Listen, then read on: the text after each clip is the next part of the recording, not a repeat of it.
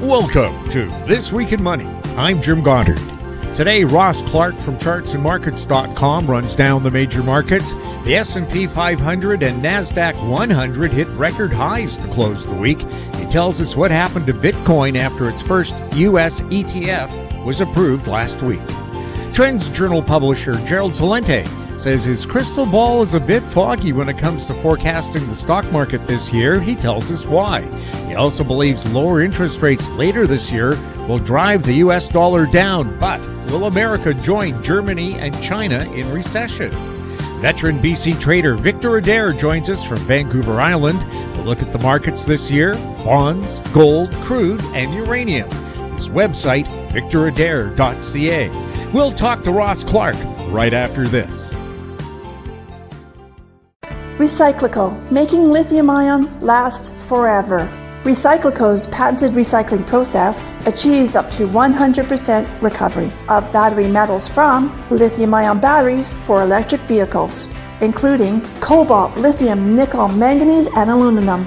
Recyclico Battery Materials Incorporated trades on the TSX Venture AMY, on the OTCQB AMYZF, and Frankfurt ID4. For more information, visit recyclico.com or phone us at 778-574-4444. Recyclico, making lithium-ion last forever. Welcome to This Week in Money, the source for market opinions. Here is Jim Goddard. My guest is Ross Clark from Chartsandmarkets.com, where you'll find insightful market commentary and timely technical analysis. Find him on X at Charts by Ross. Welcome back to the show. Always a pleasure, Jim. Ross, the S&P 500, a little celebration there? Yes, here we go. You know, it's been battering around doing nothing for a month or so, and then in the last 48 hours, what do you know? We've got all-time highs in the S&P. We've got all-time highs in the Nasdaq 100, and the big-name stocks are really driving this thing, the ones with the big capitalizations, the Microsofts, etc. And, you've got NVIDIA now at just under $600. This has been, it was a darling for the first half of last year, and it's become the darling once again for the last 5 weeks. I mean, here we were under $500 10 days ago, and just shy of 600 as of today. So the big money is moving to the big names once again. But the one thing that is happening is that we're getting real diversification here.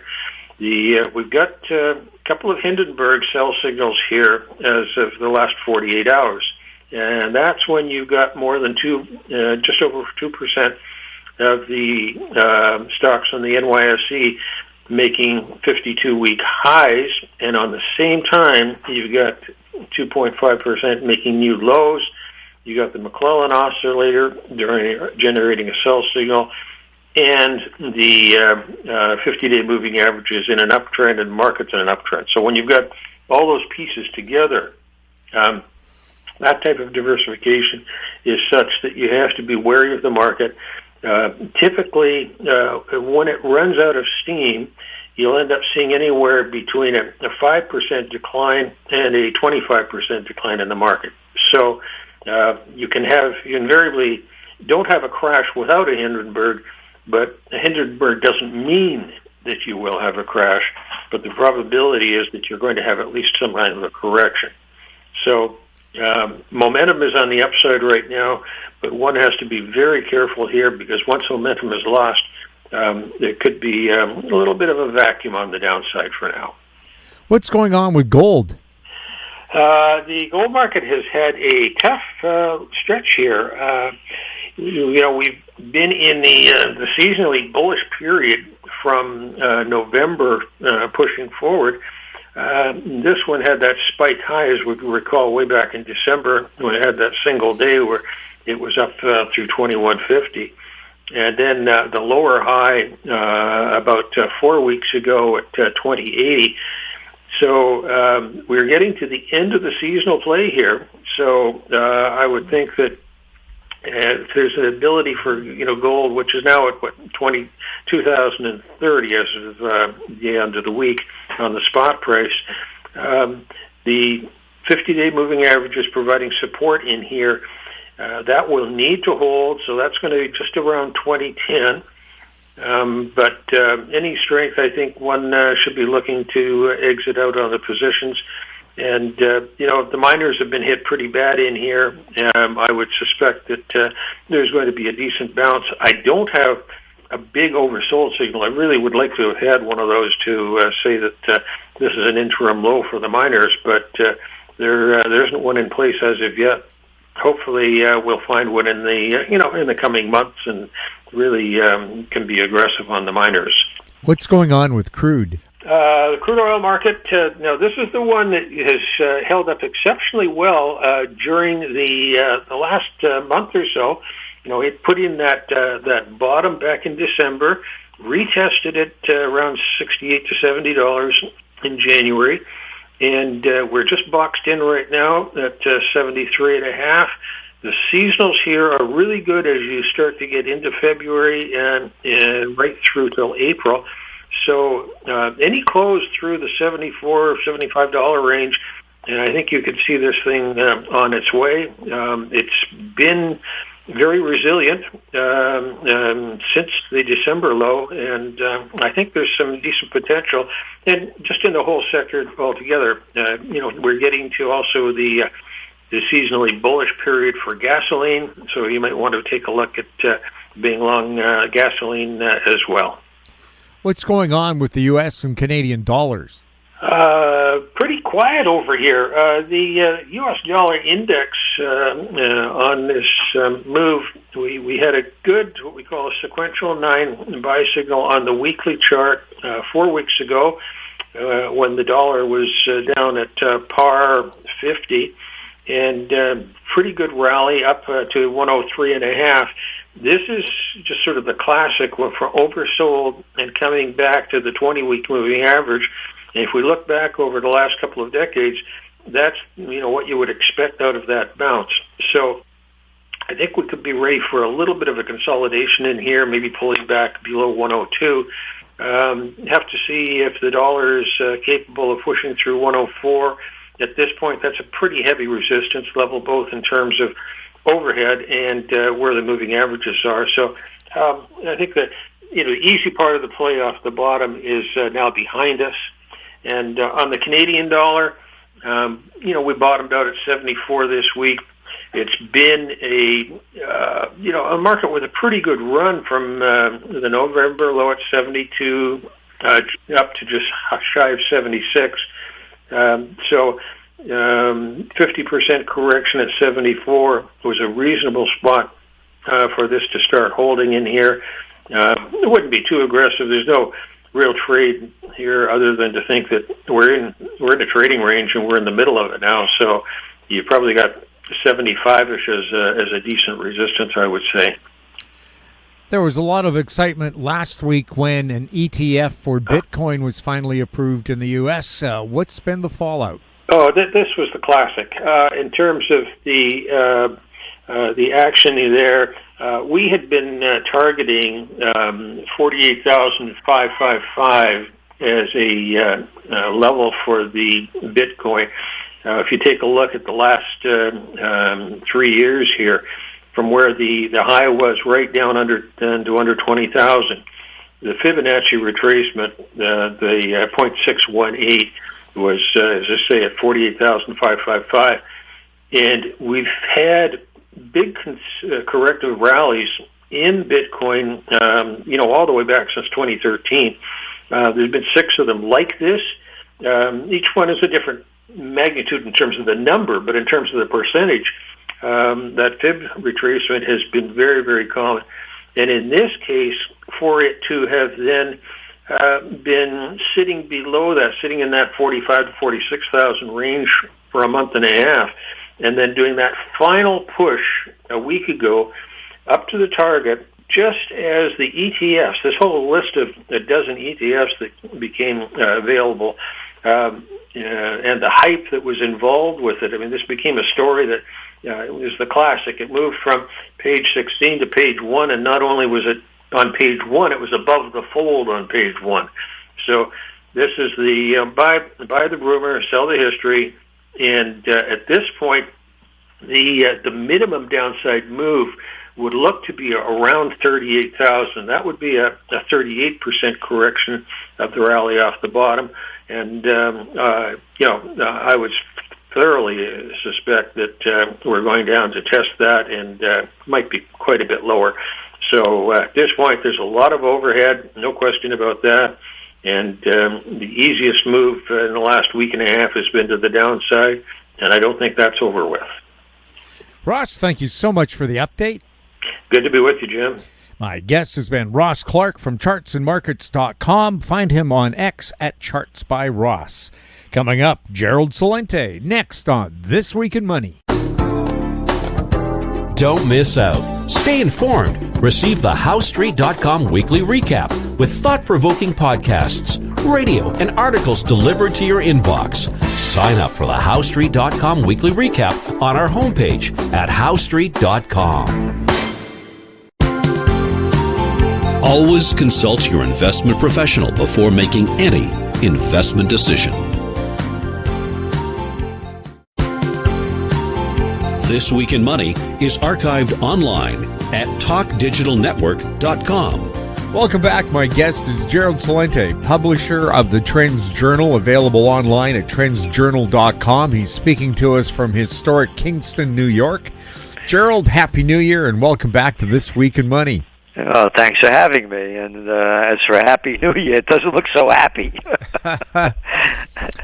Your top trends of 2024 issue is out now. What's in it? How can people get it? Go to trendsjournal.com, trendsjournal.com, and it's $2.80 a week, and it's over 190 pages this week, and no ads. And we tell people what in the world is going on, what's next, and what they might want to do. And I'm not bragging, but there's no magazine in the world like it. It's the only magazine that gives you in-depth socioeconomic, geopolitical, high-tech, AI, trends analysis, and trend forecasts, and on, health, fitness, nutrition. We cover the world. So we're doing everything we can to help the people prevail, prepare, and prosper in these times ahead, because it's a rough road. This is my 44th year, and I've never seen a situation like the one we're facing now. Wow. We'll dig deeper into it, but first of all, let's take a look at the stock markets this year. What's your outlook? It's a guessing game. Nobody can predict it, because number one, the game is rigged. And I say that because once upon a time, I made my name, by the way, a part of it among the forecasts. I was one of the first to forecast the 1987 stock market crash, the .com bust in the Trends Journal. We said it would happen by the second quarter of 2000. We said that in 1999. I took out the domain name, the Panic of 08 in 2007. I thought the markets would crash again in 2012. They didn't teach me about zero interest rate policy and a thing called quantitative easing in Economics 101 or graduate school. They'll make up any crap they want to keep pumping these markets up, just like they did during the COVID war. Everything should have collapsed. Everything should have collapsed. No, we're going to pump in trillions of dollars. We have countless trillions around the world. Oh, and we're going to bring negative interest rates. We keep them over there in the EU. Zero interest rate policies in America, and on and on and on and on and on. So they're going to do anything they can to rig this market. And the reality is that it is controlled by the bigs. They own the entire deal. This isn't my numbers. They're 1%, according to Oxfam. 1% of the people own 43% of the global financial assets. Got it? That's who's running the show. All we are plantation workers of Slavelandia. 1% own 43% is disgusting. This isn't democracies. This is fascism. not my definition. A guy that I don't like so much is an Italian, Mussolini. The merger of state and corporate powers. Got it? That's what's in control. So they're going to do everything they can, the 1%, to not only own 43%, we want 53%. Yeah, here. Again, not my numbers. The 5 richest men in the world doubled their wealth since 2020 when the COVID war was launched. Well, everybody else got poorer. So nobody can predict what's going to happen here. It's a crime syndicate that people call the markets. Oxfam predicted we'll see the world's first trillionaire within a decade. Yeah, isn't that wonderful? And look at all the billions they're giving for peace. Oh, supporting all like my Occupy Peace movement. Oh, we get billions from the billionaires. We don't get a penny. All they're interested in is the military-industrial complex and the gang that's running the show. And with your zero interest rates, the ancient Greeks, Romans, Chinese, Egyptians never had negative interest rates. If it was such a good idea, why was it not done before? Yeah, again, again, people call the government, it's a crime syndicate. They're murderers and thieves. By the deeds you shall know them. And I'm too big to fail. Hey, I'm Jamie Dimon. I'm too big to fail. I'm Mike J.P. Morgan Chase, convicted and admitted to 5 felonies. Hey, but I don't go to jail. Don't you know who I am? I'm a member of the gang. Yeah, here's a couple of bucks. Shut the hell up. Here's a payoff. Go on. Yeah, here's our fine. Oh, for rigging the precious metals markets? $900 million fine? Yeah, but it's nothing compared to the money we made. Again, and murderers. What's your favorite war? Gold is still trading in a range around $2,000 an ounce. What could cause gold to break out of this trading range? Well, the Middle East war is ramping up. And by the way, that was one of our top trends for 2023, Middle East meltdown. We said this would happen. Netanyahu just said on Thursday that we will target Iran. Oh, yeah? Great. You have every right to target Iran. I mean, after all, you're killing people in Syria, Lebanon, Gaza. You sure target Iran. They're admitting it. Iran gets dragged into this war. You're going to see oil prices spike to $130 plus a barrel, Brent crude, and then you're going to see gold skyrocket. Number 2, they're going to lower interest rates this year in the run-up to the presidential reality show in the United States, because the clown we got as our Treasury Secretary's last job, Janet Yellen, was running the Federal Reserve. So everybody with a brain bigger than a pea, see who's running the country. The banksters. They want to keep the bankster gang and the one right in charge stay in charge. They're running the Treasury. They're the Secretary of the Treasury, the former Fed head. So they're going to lower interest rates. The lower interest rates go, the deeper the dollar dives. This is the beginning of the death of the dollar. The only reason gold prices are not skyrocketing is because the dollar is still strong. When interest rates go down, the dollar goes down, gold goes up. Plus, again, all the geopolitical tensions, it's the number one safe haven asset. We keep hearing about the pending U.S. dollar collapse, yet the U.S. dollar continues to be one of the strongest currencies.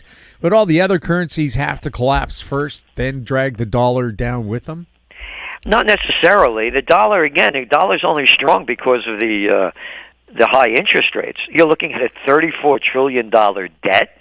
Now, look at the cover of this week's Trends Journal. America drowning in debt. Yeah, and the nation's sinking. Yeah, it's over. It's over. Who could have this kind of debt and keep going?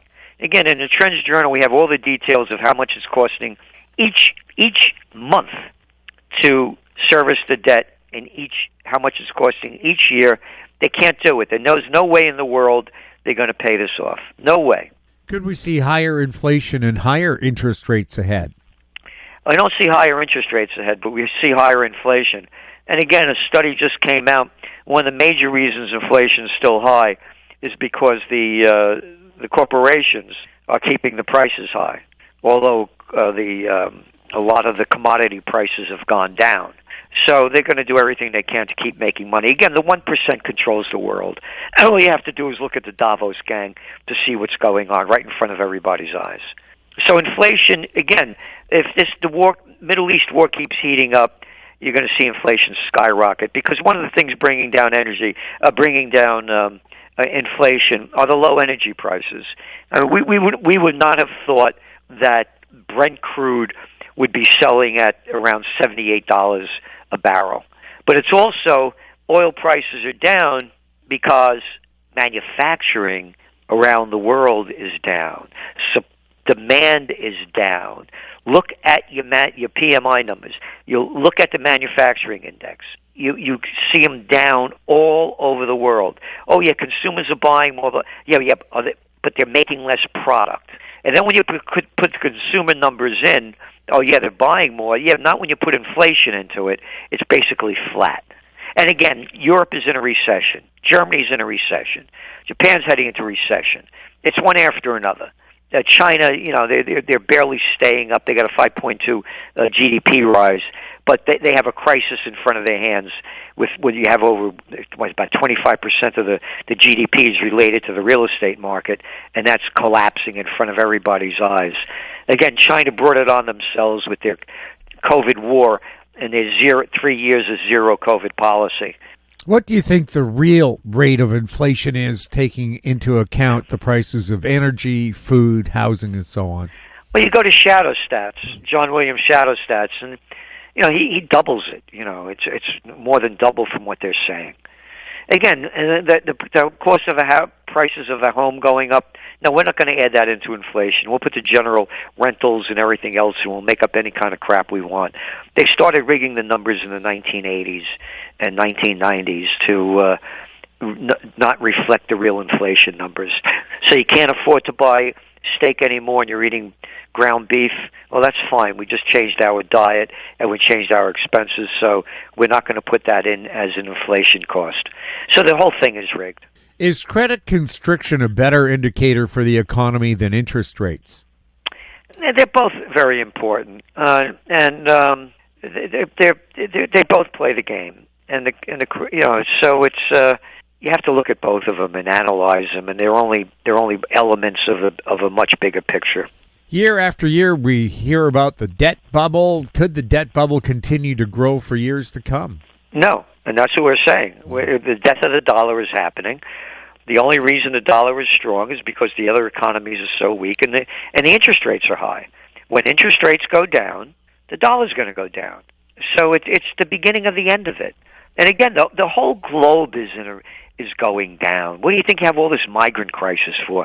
People escaping their countries, lack of basic living standards, government corruption, crime, and violence. This is just the beginning. How long after housing markets peak are we likely to see a waterfall drop in home prices? We don't see it really declining as much as it did during the panic of '08.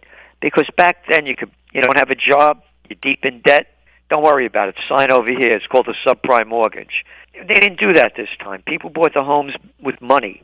It's gonna bring down the prices as we start seeing more and more unemployment numbers rising, and they're going up. I mean, it's day after day. Macy's just fired 2,300. Google just fired 1,000. One after another, day after day.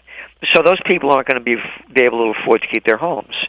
So that's going to soften the prices. But again, when interest rates go down, that's also going to drive up the real estate market to a bit. But we see prices going down, but we don't see a crash this time. The crash is going to come.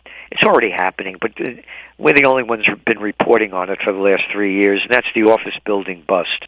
You have your office occupancy rate in the United States at around 50%, according to Castle Systems. Your office vacancy rate, nobody in them, around 20%, according to Moody's. 20% vacant. I'm the guy that owns the buildings, or the gang that owns the buildings. How are we going to pay our loans? You're not. Oh, and your loans are only interest. You only got these loans; they're interest loans. So now the loan is due. You need a whole new loan, and so it's revolving loans. And interest rates are way up. Interest rates are way up as you got less tenants and less money coming in. This is the beginning of the banking bust. You're going to see the banks go bust this year, levels we've never seen before. And that's the kind of thing that's going to crash the markets when people realize how bad it really is. And it's the entire commercial real estate sector. We're hearing experimental medical procedures are killing millions. The numbers of dead higher than wars. Could we already be in World War III? World War III has already begun. we said it from COVID war to Ukraine war to World War, back in the cover of our Trends Journal on February 22nd, 2022, 2 days before the Ukraine war began. And now you have and again, our top trend for 2023 was Middle East meltdown, and now that's expanding. And so we're already in World War III.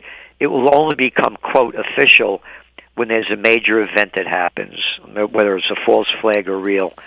And again, they teach us the crap like we're in kindergarten. World War I began when they assassinated the Archduke Ferdinand in Sarajevo. What the hell's an Archduke and who's a Sarajevo? You know what? What are you kidding me?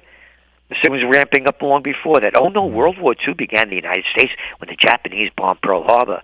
Oh, you mean not when Franklin Roosevelt seized all Japanese assets in July of 1941, and the United States, UK, and the Dutch cut off 3/4 of the Japanese export trade and 88% of their oil? They only import 100%. You mean that didn't start World War? No. It only began with bombing of Pearl Harbor. So what I'm saying, it's already begun. There's going to be a false flag event. And the other thing, too, Ukraine's lost. We said they weren't going to win from the beginning. I mean, you got to be an idiot to think that they're going to defeat the Russians when Napoleon left Poland with 420,000 troops, came back with 10,000. Hitler, Operation Barbarossa, killed over 25 million Russians. They were the first ones to defeat the Germans. So you're going to see Ukraine do something very dramatic. Bombs away in Moscow. We already hearing they're bombing St. Petersburg, maybe a nuclear power plant. They're going to get back in the news. World War III has begun. When all else fails, they take you to war. The global economy's failing. What followed the Great Depression, World War II, what followed the dot-com bust, the war on terror, and now you're going to see World War III. But don't worry about it, because they asked Albert Einstein what kind of weapons will be used to fight the Third World War. Cat that knew a thing or two about the atomic bomb. He said, I don't know, but they'll be using sticks and stones to fight the fourth. Where are there safe places to keep money and wealth, and are banks one of them? No, I wouldn't keep them. I only keep money in the bank that pay for our business. We try to keep as little in there as possible because, again, Charlie, we have to take a break. We just heard that the Russians hacked into our banking system. They're going to make something up. And again, we got the banking bust is going to come, and they'll do anything they can. They're going to come out with a digital currency too, by the way, and they're going to use an excuse like that. The Russians did this or something, and because they want to know every penny we spent, where we spent, and what we spent it on, so the politicians can get all the dough and steal as much as they can from us. So going back to the banking. Once upon a time, there was another arrogant guy who gave us World War II, Franklin Roosevelt. Turn in your gold. You don't turn in your gold, you go to jail. Sell it for $26 an ounce, and after we get it, we're going to raise the price. What, it was like $32 an ounce, 36 or something? No, it's a crime syndicate that the people call the government. They'll steal any dump money you can. And why would you trust the banking system when you can see who the banksters are? Oh, once upon a time, there was someone by the name of Jesus Christ that became violent and built a whip to drive the money changers out of the temple. Nothing's changed. Same money changer gang. Massive migrant influx into Western countries. Is this beneficial to economies and society? No, it's detrimental. And again, they're letting it happen because all things are connected in trend forecasting. The bigs took over everything. I just gave you the numbers of the 1% owning 43% of global financial assets. When I was a young man, there were no Lowe's, there were no Home Depot, there were no Walmarts, there were no Staples, there were no CVS's. They were all locally owned. Grocery stores, drugstores, stationery stores, hardware stores. The bigs own everything. So go into any one of the bigs, and you'll see a sign when you're walking in, help wanted. Because all we do is we pay the plantation workers of Slavelandia just enough money to eat, maybe find a place to live, and then get back here and work. They have no future. Every time I go into like a Home Depot to buy stuff, my heart breaks when I see the people working there because I know they have a lousy life and no future. So they need help. So they need more cheap labor. So they're going to keep letting the migrants come in so they can keep getting more and more cheap labor. They did that with the H-1B visas. I wrote about that in my book, Trends 2000, international bestseller. When the Internet revolution began, they needed cheap labor, and so the H-1B visas, bring them in from India, on and on and on. They did it during the Vietnam War era. I'm 77 years old. They're drafting everybody. All right, we're going to change the draft laws. The migrant laws. When I was a kid, I remember my parents, they couldn't get their cousin Constantino coming in from Napoli into the United States. The restrictions were so tight. And then they needed more cheap labor when they were drafting all the guys during the Vietnam War, so that's when they began to relax the immigration laws. So it's all about power, money, and cheap labor. That's all they want is cheap labor. Again, all we are plantation workers of Slavelandia. End of story. Yes, in Canada, the Restaurant Association wants the immigration rules eased so they can import more cheap labor. Yep. And yet, Canada has a housing crisis. We're short millions of houses. Where are we going to put these people? Don't worry, they'll steal your money to put them in, build something and put them with it. They'll just keep robbing your money in the name of anything. So just make sure you give them all your tax dollars so the scum politicians who've been sucking off the public tit all their lives can keep sucking off the public tit and steal your money to do what they want with it. What are you seeing ahead for the presidential reality show and voter fraud extravaganza? It's a guessing game. Anything can happen between now and November.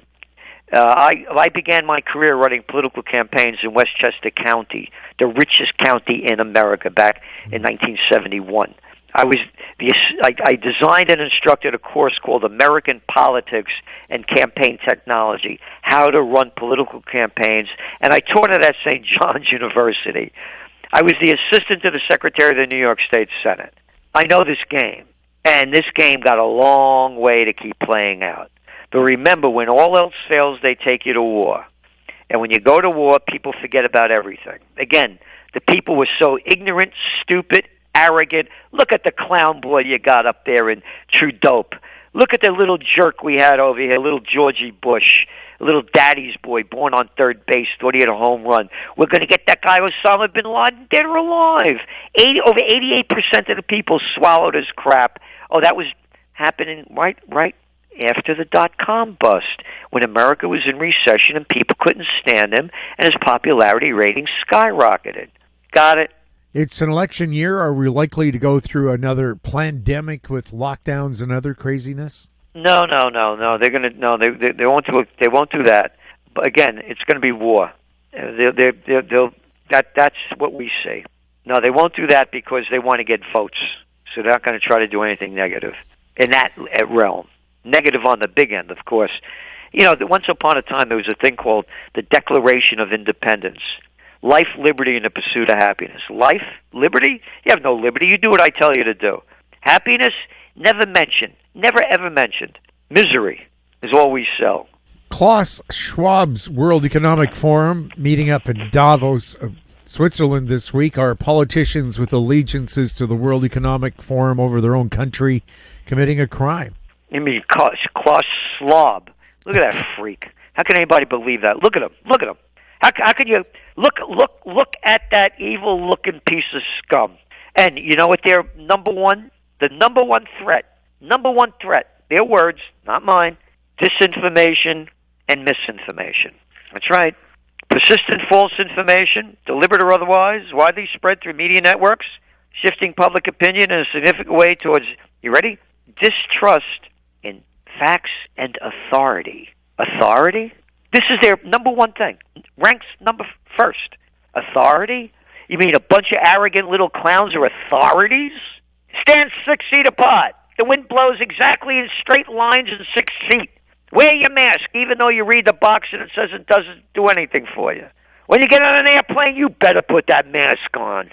But when you can sit down and eat and drink, you can take it off even though you're sitting around everybody in a small airplane because COVID knows that you're eating and drinking and it ain't going to bother you. This is the authority. Misinformation and disinformation means only swallow our crap. We're in charge. And again, that's their language that I just read to you. about persistent false information, and that's their number one, misinformation and disinformation. Number one is a new leader of the top 10 rankings this year. That's a quote from Davos. Could China's wealth get wiped out in an economic downturn? Absolutely. You know, you look at China's GDP before they were brought into the World Trade Organization by Bill Clinton. They officially became in 2 weeks after 9/11. Nobody paid any attention to it. The GDP was a flat line, just going up a little bit from 1970. They get into the World Trade Organization, 2001, straight line up. And with every boom, it's overbuilt, overspeculated. So it was going to contract anyway. But then they launched the COVID war on Chinese Lunar New Year, January 2020, the year of the rat, and 3 years of zero COVID policy that destroyed the lives and livelihoods of hundreds of millions.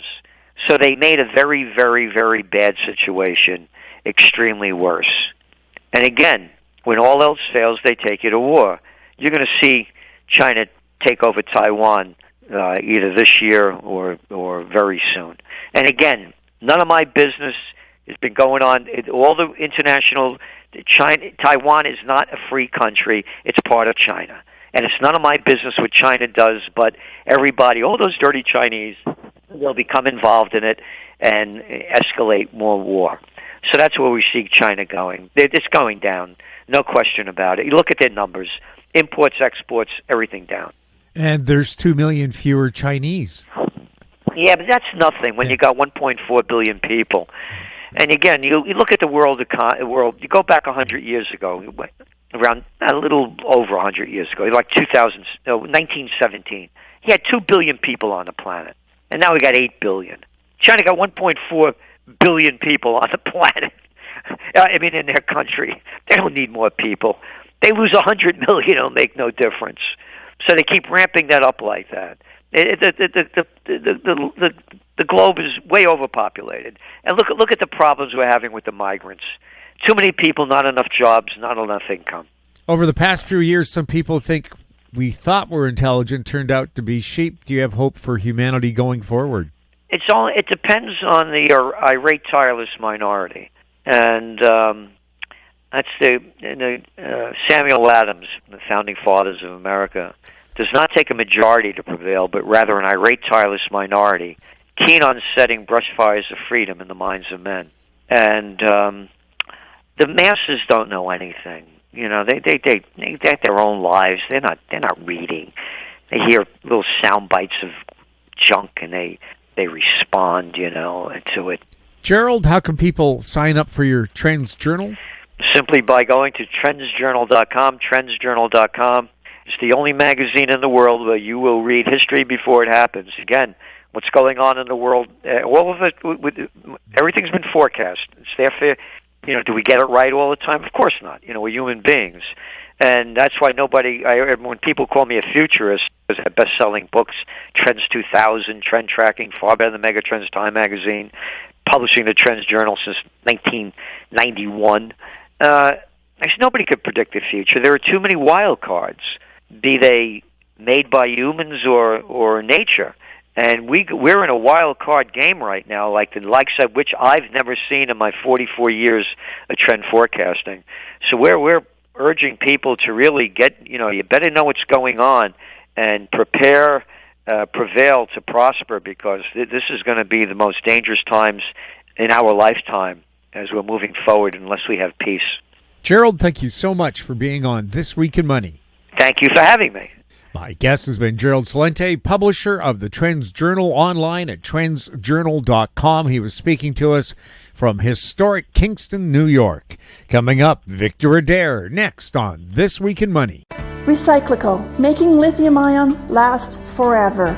Recyclico's patented recycling process achieves up to 100% recovery of battery metals from lithium-ion batteries for electric vehicles, including cobalt, lithium, nickel, manganese, and aluminum.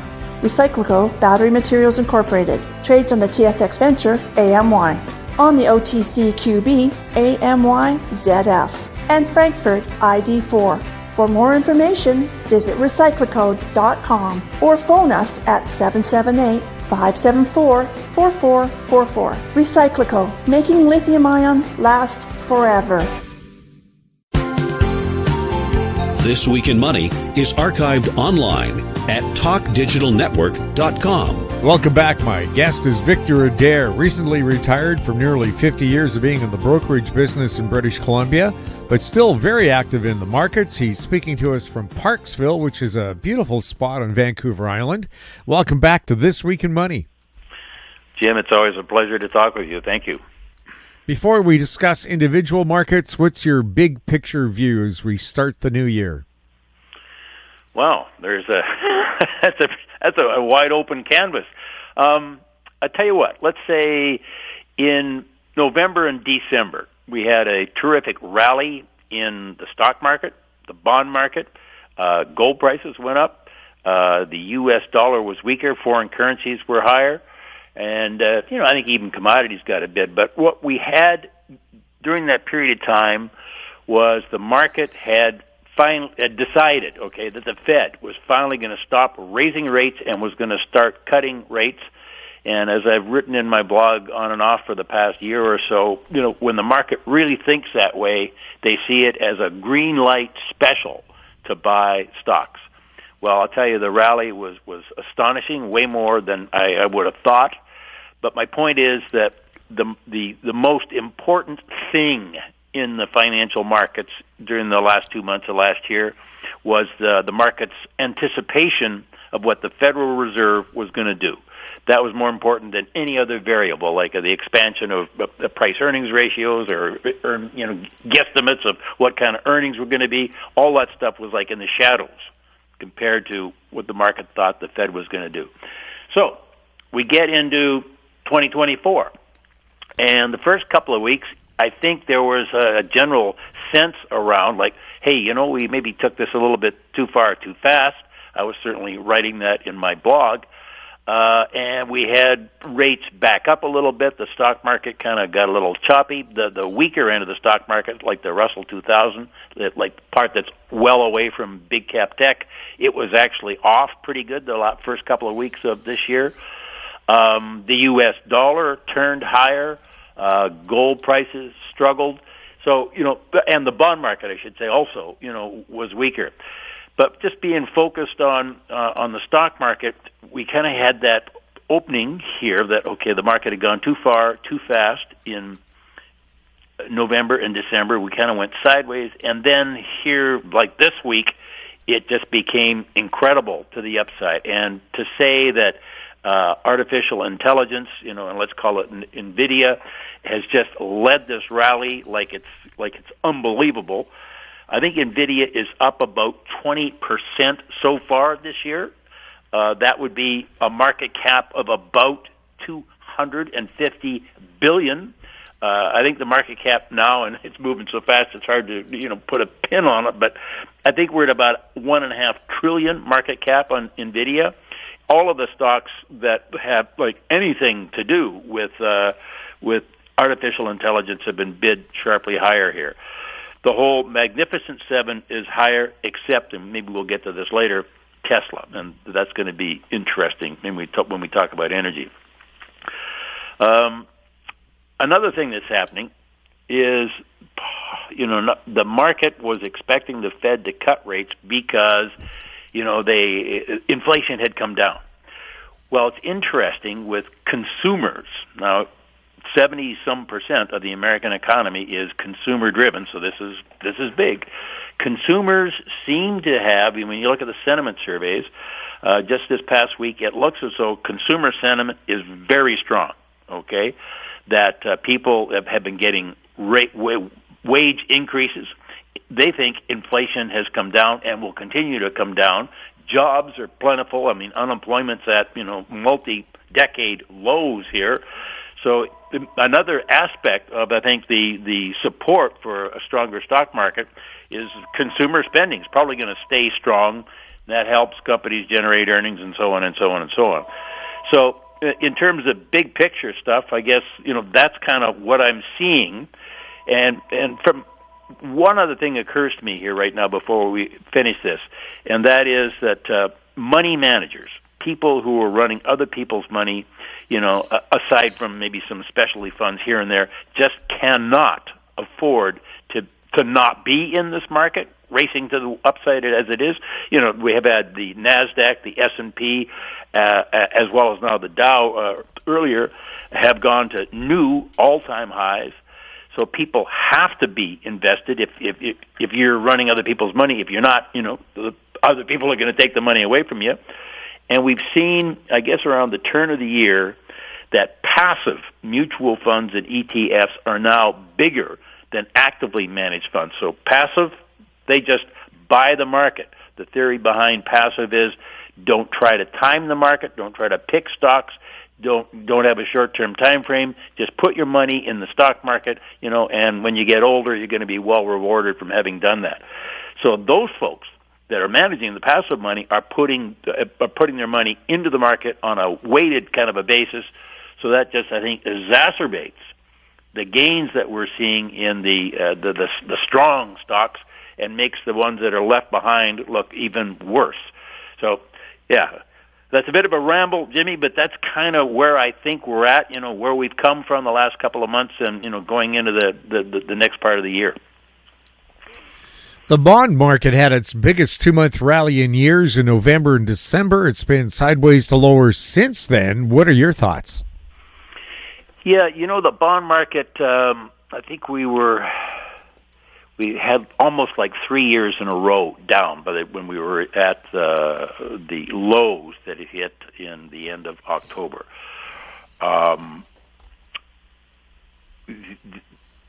My thought was, I guess, maybe the bond market had just got so deeply oversold that it was going to get a bounce.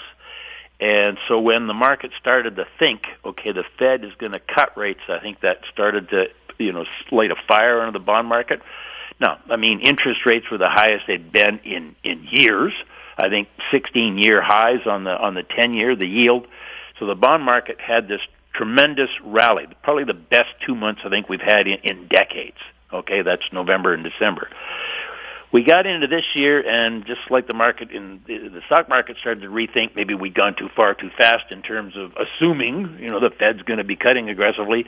The bond market's been struggling here. Actually, has been going lower from the end last week, say, of December into where we are now. My thought on the bond market has been throughout all of this that the real driver here is going to be the supply of bonds. I think Western governments in particular have no interest in balancing the budget, to call it that. So we're going to see more deficit financing.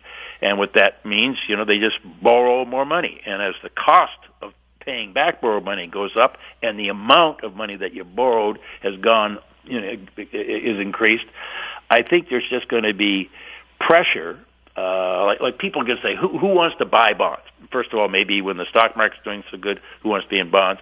But I think we're going to see the bond market struggle to get yields down without a recession. And right in through here, I think that the folks that did think a recession was coming, even they've given up on that. So it's the supply due to fiscal policy that I think will be a weight on the bond market. We want to get political for a minute. We got an election coming up in the United States. You'd think the administration's going to try to do what they can to, make the economy look as good as possible before the election. If Trump is elected, some people will say one of the first things he'd do would be to fire Powell. Now, I'm not sure that would happen, but he talks a very expansionary fiscal policy. So I think there's a reason here why bonds have been going down as we've gone into 2024, and the stock market's been going up. Whereas, in November and December, they were marching lockstep together. Anyway, that's kind of my thought on the bond market. I'm going to be watching it. I haven't got a position on at the moment. I'm afraid I kind of missed getting short. I wanted to do that, but as a trader, sometimes you miss things and you just got to let it go. The U.S. dollar fell in November and December as nearly all foreign currencies rallied. What's next for the greenback? Well, I tell you what, if I really, really, really knew the answer to that, right, blah, blah, blah, I could retire for.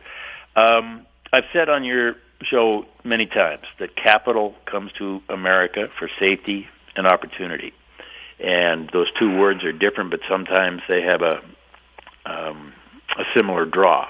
Safety, when the rest of the world looks like a troubled place, America looks like a safe place to put your money.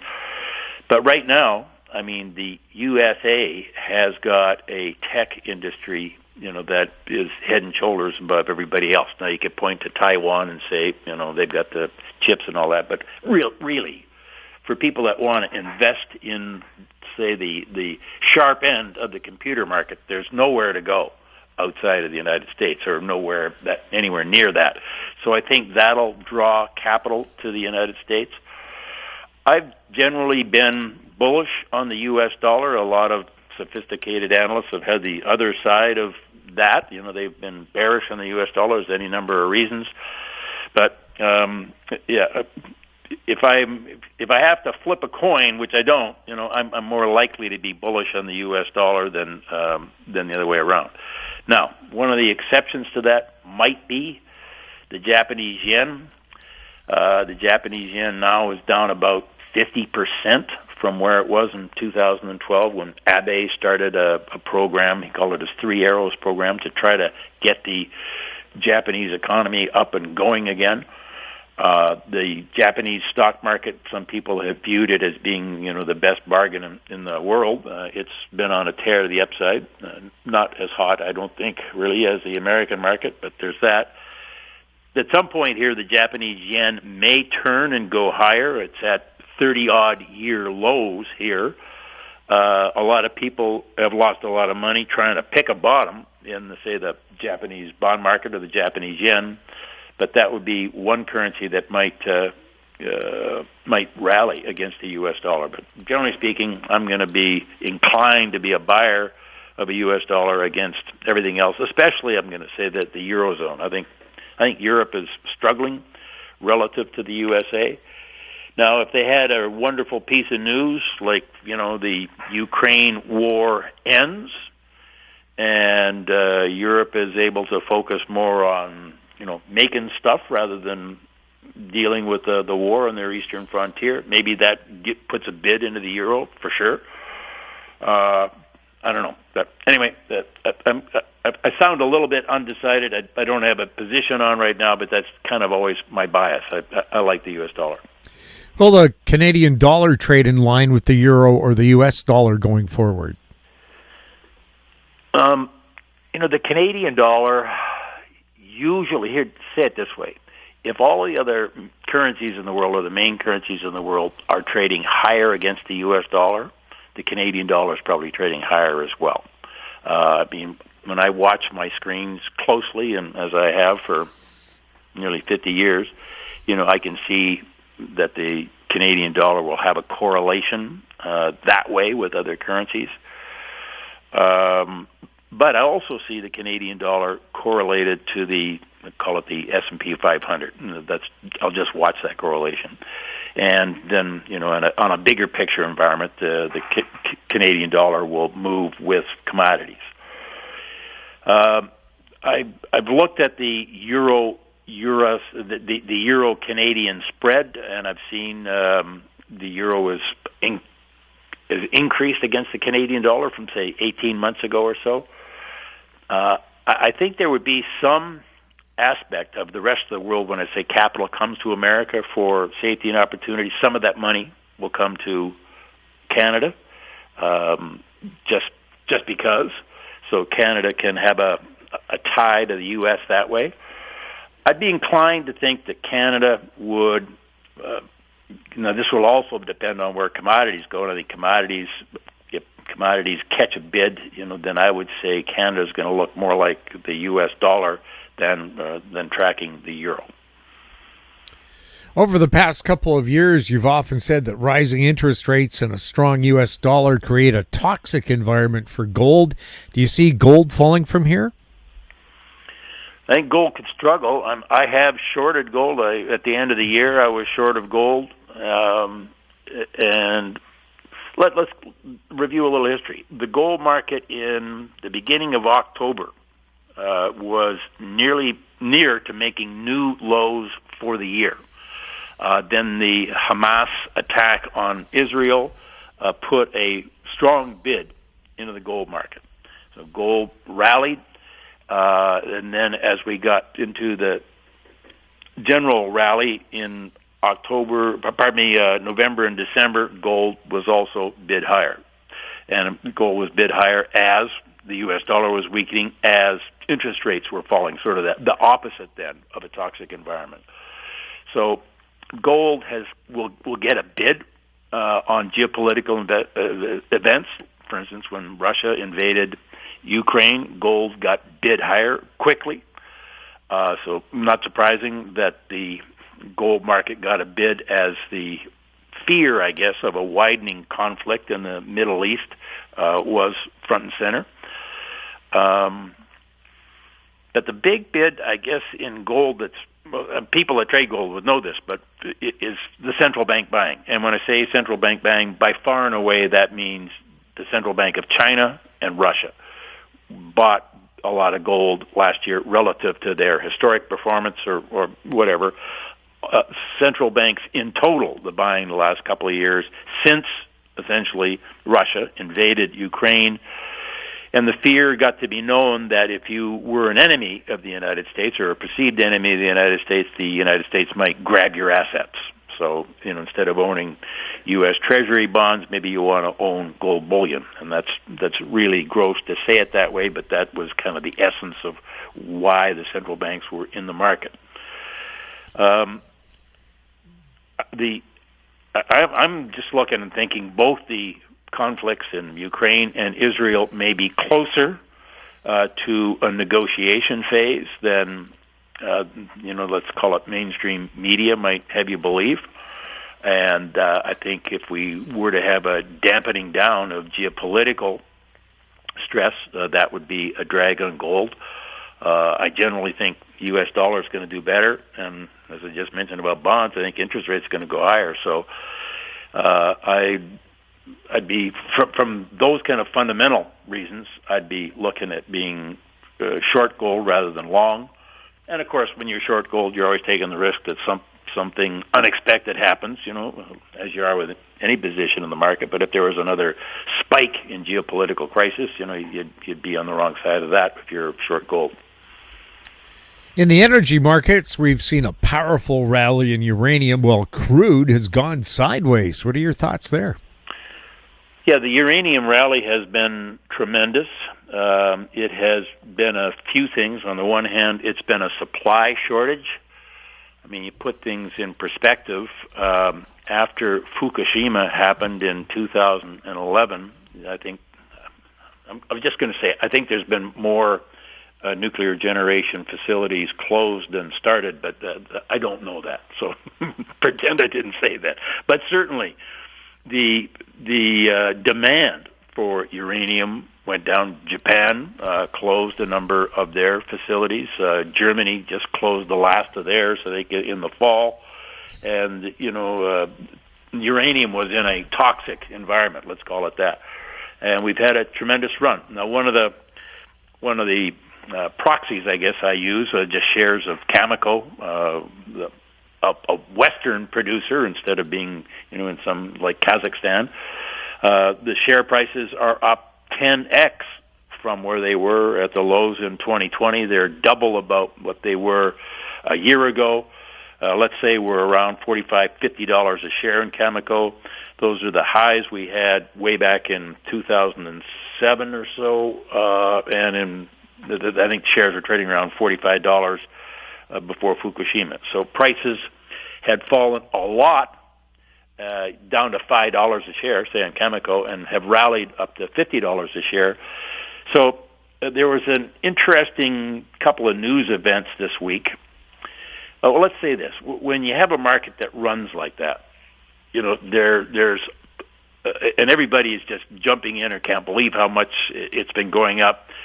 there will be some folks that just say, gee whiz, I got to take profits here. This has just had a hell of a run.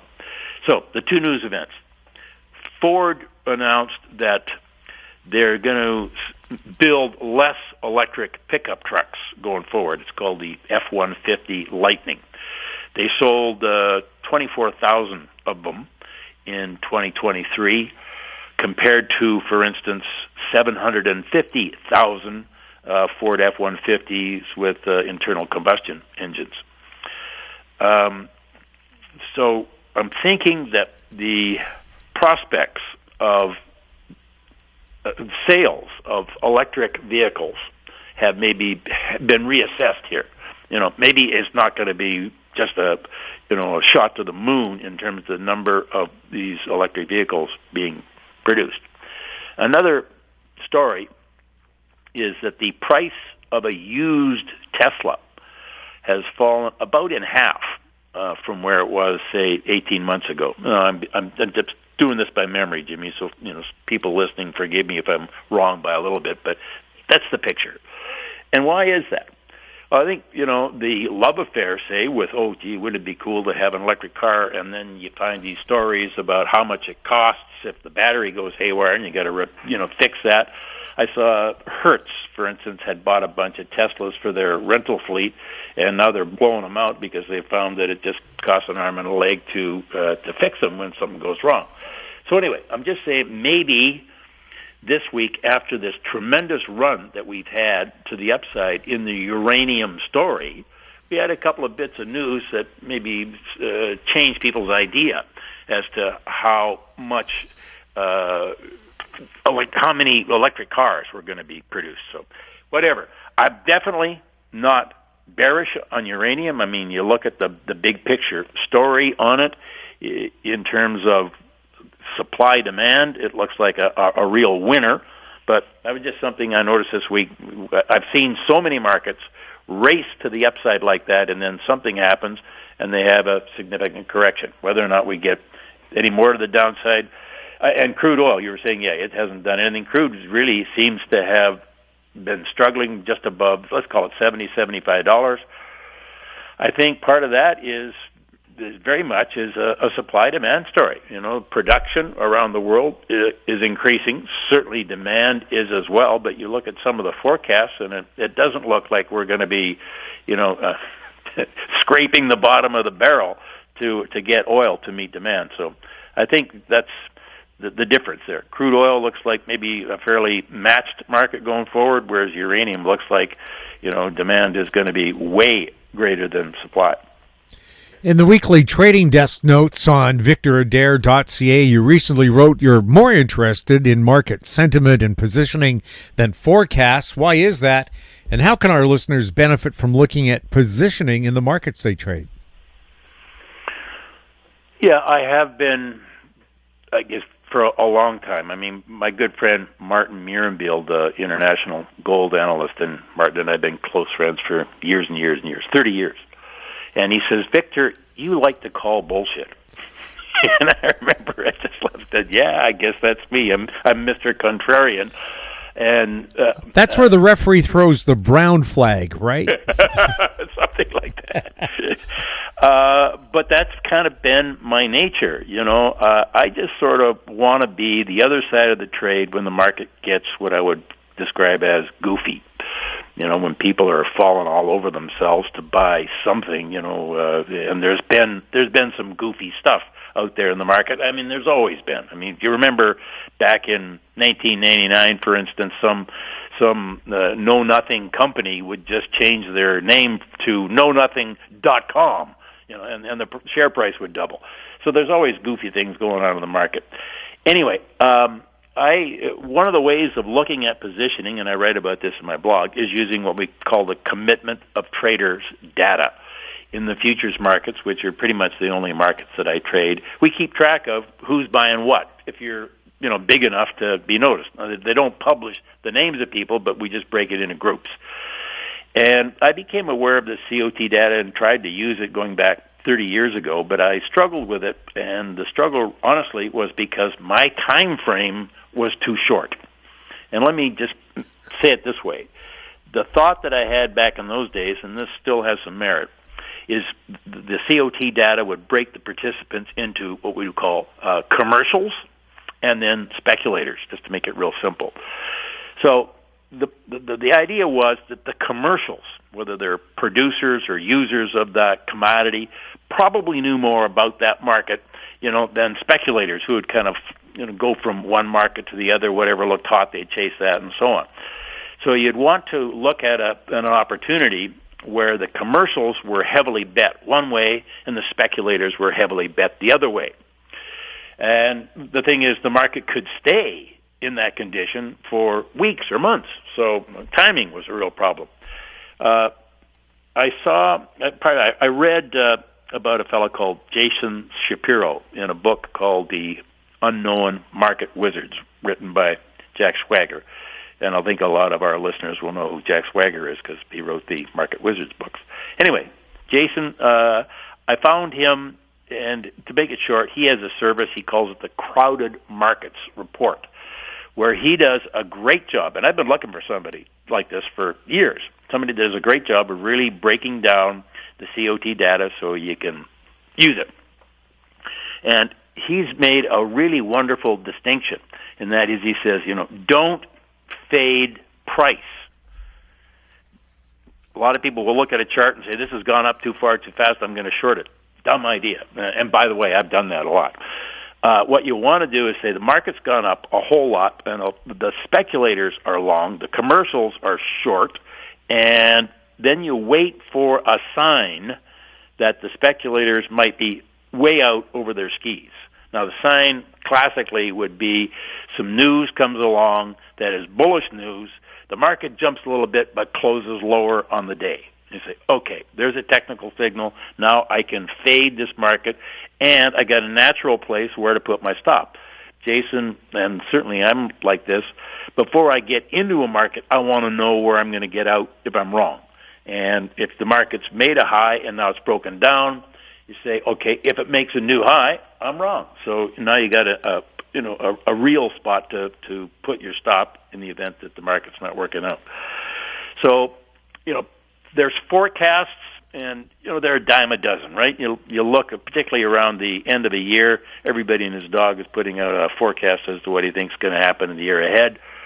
I definitely read them because that helps me get a sense of what the sentiment is in the market. But when I read reports, I'm not looking for somebody to tell me buy this, sell that. What I'm looking to do is to get an idea about a market that I might not have had if I hadn't read the report. Okay, so and by the way, I'm not disparaging the economists or the analysts. I mean, there's some incredibly bright guys who've had some incredibly great calls. It's just that forecasts are that.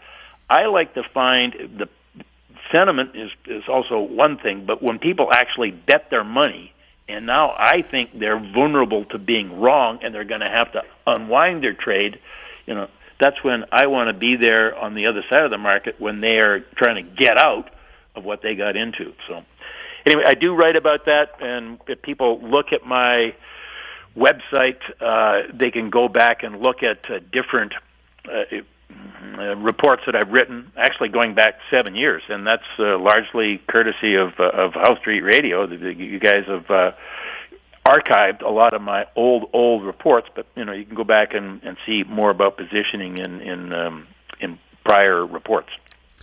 Victor, you're going to be making a short trip from Vancouver Island to Vancouver at the start of next month. Why is that? The World Outlook Conference. Mike Campbell has been a good friend of mine for about 3 decades. We've had the World Outlook Conference. This will be the 36th annual. I'll be the lead-off speaker at the conference. It's going to be on Friday, the 2nd of February, and then most of the day on Saturday, the 3rd. It'll be at the Bayshore Hotel in downtown Vancouver. If you if you Google Money Talks, that would probably be a good way to start, and you'll find your way to getting information about the conference. Or, now that I think about it, it's also on my website. If you went to victoradair.ca and opened any one of the last half a dozen or so weekly reports. Scroll down that report, you'd find links and information about that conference. So I'll be speaking there. Joseph Schachter, who I know you talk to from regularly, he will also be speaking there. There's going to be some great speakers. We usually get about 1,000 people at the conference, and then maybe another couple of thousand people that watch it on the videos that'll be released a couple of days later. Anyway, that's why I'll be there, and I look forward to it. It's fun to see. I listen to all the speakers myself, not just go there to do my speech. Victor, thank you so much for chatting with us. Well, Jim, I get wound up. It's fun. Thank you very much for having me on your show. I always enjoy doing this. My guest has been Victor Adair, his website, victoradair.ca. And that wraps up our show for this week. We'd like to thank our guests, Ross Clark, Gerald Celente, and Victor Adair. And thank you for listening. If you have any questions for our guests or for the show, you can send them to info@howstreet.com. I'm Jim Goddard. We'll be back next week with more This Week in Money. Comments made on This Week in Money are an expression of opinion only and should not be construed in any manner whatsoever as recommendations to buy or sell any financial instrument at any time. Archived online at talkdigitalnetwork.com. This Week in Money is a production of Howe Street Media Incorporated. Executive producer is Tom Allen.